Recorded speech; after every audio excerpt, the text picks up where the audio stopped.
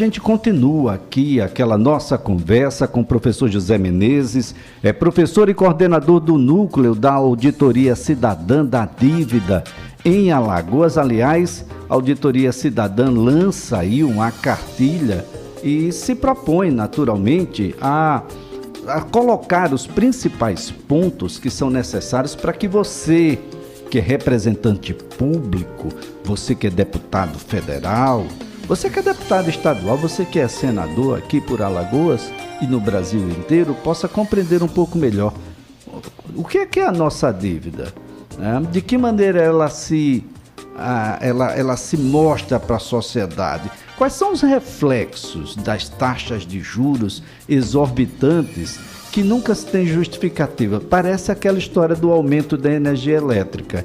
Quando os reservatórios estão vazios, aí você tem uma bandeira vermelha. Quando está cheio, tem uma bandeira vermelha. Tem uma bandeira vermelha porque o reservatório está vazio e tem uma bandeira vermelha que eu acho que o reservatório vai secar. Mas a bandeira nunca deixa de ser vermelha, igual essa taxa de juros definitivamente inexplicável, professor José Menezes. Bom, a cartilha ela tem dois objetivos principais. O primeiro é falar sobre esse projeto que Maria Lúcia acabou de falar, que procura estabelecer limites para os juros no Brasil. Então, ela vai tratar exatamente dos argumentos... Certo, ela trata inicialmente dos argumentos utilizados para justificar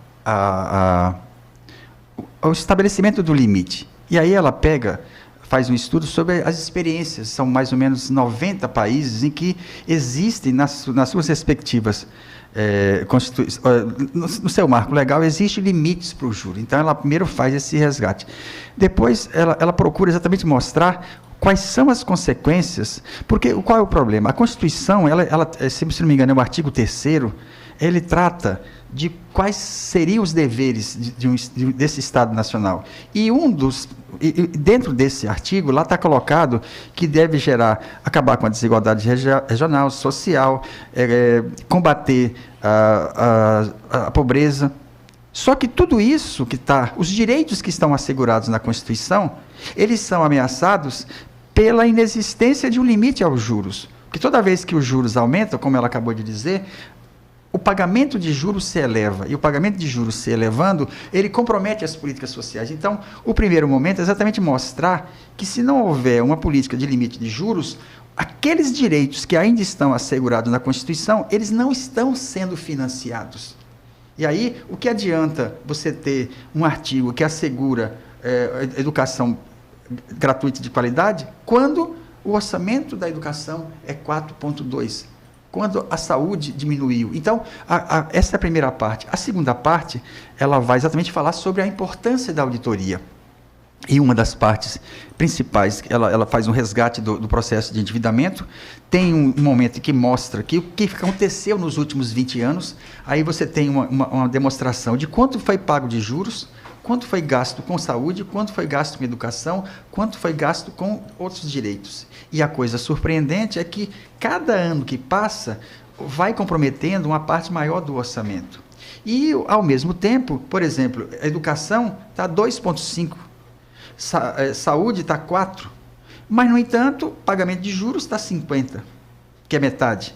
Aí tem um momento também importante que ela mostra a experiência da auditoria da dívida que aconteceu lá no Equador. E no Equador, que ela participou e vários outros participaram, foi constatado a ilegalidade da dívida.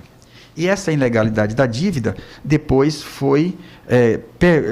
o parlamento equatoriano colocou em questão isso e foi suspenso o pagamento das dívidas que eram totalmente ilegais. Só que no Equador, o que aconteceu? Essa dívida ilegal que estava sendo paga, ela deixou de ser paga. Pagou-se apenas a parte legal. E esse dinheiro que era destinado aos banqueiros passou a ser destinado à saúde e educação. Eu vou dar um exemplo. Hoje, nós pagamos mais ou menos 1,4 trilhão. O orçamento da saúde está em torno de 120 bilhões. Da educação, 95. Veja que, hoje, o que se paga de juros é quase 15 vezes o orçamento da educação. Então, o que se pretende nessa cartilha é ter uma linguagem bastante acessível, com muitas imagens e tal, para dizer para os parlamentares e para a população, inclusive lembrar que o Sindifisco aqui ajudou financeiramente, e nós estamos pedindo apoio a vários sindicatos, para que essa cartilha seja... a nossa intenção é entregar para cada deputado, cada vereador, associação comercial, para todos terem a noção exata do que é, qual é o problema essencial desse país. E o problema essencial desse país, o principal, está justamente na forma como se compõe o orçamento. Quando se compõe o orçamento, metade é para pagar dívida. A outra metade é para o resto. Então, até quando nós vamos ser o resto? Por que nós temos que permitir que apenas 2 e poucos, ou quase 3%, seja destinado à educação? Por que quem é que ganha efetivamente com os juros tão elevados? Significa que nós estamos comprometendo o Estado Nacional. Eu até cheguei a criar, estou elaborando um conceito que se chama Estado Gestor da Barbárie. Estado Gestor da Barbárie é o que nós estamos vivendo hoje no Brasil e em vários países do mundo.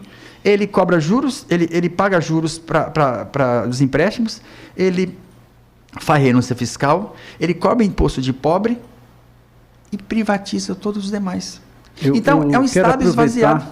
Para lembrar, porque o senhor falou em juros, eu lembro que tem o Auxílio Brasil, e que você poderia tirar um empréstimo consignado. Como alguém que está à margem da pobreza, e esse é o elemento de alcance do auxílio, ou como queira colocar o nome, como que alguém que está nessa condição, alguém que recebe Bolsa Família, recebe R$600, pode entrar numa ciranda dessa. Empréstimo consignado, mas a 5% ao mês. Professor, tem algum investimento legal? Não estou falando aqui cocaína ou qualquer coisa. Algum investimento no sistema bancário que me dê um retorno ao mês de 5%? Eu lembro só dos jogadores do Palmeiras, que queriam alguma coisa a mais e terminaram sem absolutamente nada. Bom, você deu um exemplo aí que me desconcertou aqui. Bom, o que eu tenho a dizer é que... E o curioso, já que você falou desse assunto, imagina alguém que tinha 6 milhões de reais e foi aplicar em criptomoedas. Então, eu diria que a grande coisa, a grande dilema que nós estamos vivendo é que, enquanto persistir esse tipo de rendimento, isso vai desestimular qualquer pessoa a fazer qualquer investimento. Porque qualquer investimento o que ele vai ter pela frente? Um número de desempregados gigantesco. Mais do que isso, nós vamos ter uma população que grande parte sequer teve reajuste das perdas inflacionárias. E o principal, a renda familiar diminuiu. Então, qualquer investimento que você tente fazer vai passar por uma população que empobreceu muito. Então, se você não tiver, primeira coisa que você tem que fazer é perguntar para quem deve ser feito o orçamento, para quem deve ser feita a política econômica. Hoje, a política econômica que nós temos, ela não... Porque o que deveria ser feito? É para gerar emprego? É para conseguir, como é que eu diria, fortalecer os vários setores produtivos? Não. O que nós temos hoje é uma política simplesmente orientada para dar àqueles que sempre ganharem mais ainda. Professor Zé Menezes, a cartilha já está pronta? A cartilha está sendo finalizada ainda, porque... Quando é que vocês pretendem lançar? A nossa intenção é talvez no mês que vem. E aí, eu estou solicitando a Maria Lúcia uma quantidade determinada, porque a nossa intenção é ir na Assembleia Legislativa, entregar para todos os deputados, ir na Câmara Municipal, em Brasília, entregar para os deputados e senadores, mas o principal, nós queremos é fazer um lançamento, quando ela estiver pronta, fazer um lançamento nas rádios, porque a nossa intenção, ao falar nas rádios, é dialogar com o máximo de pessoas possíveis, porque nessa hora, eu fico imaginando tantas pessoas que estão desempregadas e mesmo aquelas que nem sequer estão empregadas. A pessoa que recorre a um consignado, que já não tem renda, eu diria que não existe nada mais cruel. E o banco ainda vai em busca de 5% ao mês, 60% ao ano. Ah, da tua dívida, é algo, tu tira R$ 1.000, não pagou, no outro mês tem 1.600 e por aí vai, é 2.000 e 5.000, para quem não tem nem a segurança se vai ter o mesmo benefício no mês que vem. Professor Zé Menezes, foi um prazer tê-lo aqui no CBN Maceió. Excelente sexta-feira, ótimo final de semana para o senhor. Mais uma vez agradeço o espaço e bom final de semana.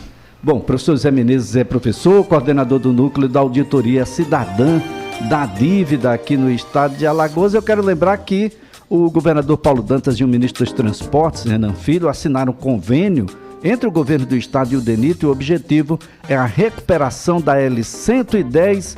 O ministro dos Transportes, Renan Filho, se pronunciou.